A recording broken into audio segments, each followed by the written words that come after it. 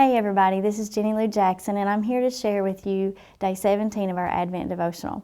One of my favorite memories is when I go and pick up all my kids from school and they all pile into my minivan and we're driving home and they're talking about some things that happened at school that day, and we pull in my garage and they can't wait to get out and tell a good news to their daddy. They're almost piling out on top of each other, stepping on each other because they want to be the first ones to share what the good news is.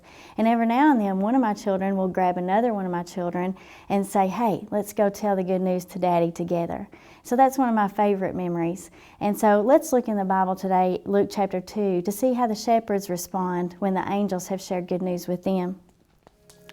The Bible tells us, "When the angels had left them and gone into heaven, the shepherds said to one another, 'Let's go to Bethlehem and see this thing that has happened, which the Lord has told us about.' So they hurried off and found Mary and Joseph and the baby, who was lying in the manger. When they had seen him, they spread the word concerning what had been told them about this child, and all who heard it were amazed at what the shepherds said to them." Notice how the shepherds were so excited that they talked about it together. They grabbed each other and they hurried off to see the good news for themselves. And then when they saw the good news, they went out immediately and started telling others about that good news.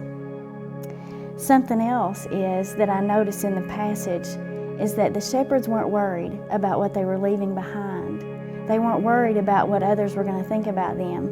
They weren't even worried about how others were going to respond to them. You know, this translation says that people were amazed. Some translations say that people were in wonder or they were astonished.